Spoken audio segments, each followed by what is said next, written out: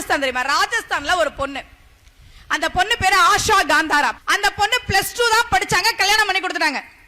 கல்யாணம் பண்ணா 2 குழந்தைங்க, வீட்டுக்காரர் விட்டுட்டு போயிட்டாரு. வேலை இல்ல, படிப்பு இல்ல. இந்த பொண்ணு தெருக்கூட்டுற வேலை பாக்குறாங்க. என்ன வேலை? துப்புரவு பணி செய்யறாங்க. ஒரு நாள் தெருவை கூட்டிட்டு இருக்கும்போது வரிசையா 10 கார் வருது ராஜஸ்தான்ல. இப்ப சமீபமா நடந்த சம்பவம் தான் அது. 10 கார் வந்த உடனே என்ன இவ்ளோ கார் போகுது? உடனே ஒரு ஆபீசர் மாதிரி ஒரு சொன்ன, ஏய் கலெக்டர் போறாரு, திரும்ப இந்த பக்கம் தான் வருவார், ஒழுங்கா கூட்டு. நானும் கலெக்டர் ஆகணும்னா என்ன சார் பண்ணணும்? அதுதான் நிறைய படிக்கணும். போ.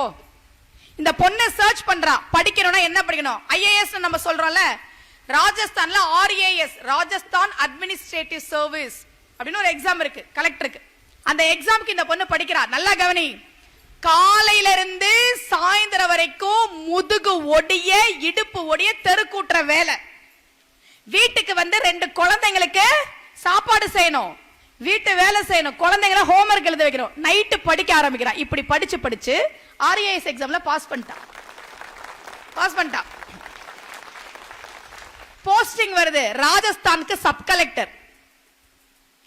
எந்த தெருவில் ஆஷா காந்தாரா முதுகு ஒடிய இடுப்பு ஒடிய கூட்டினாலும் அந்த தெருவில் இப்ப சப் கலெக்டரா போயிட்டு இருக்கிறா. 15 வருஷம் சப் கலெக்டரா இருந்தா ராஜஸ்தான்ல கலெக்டர் ஆகலாம்.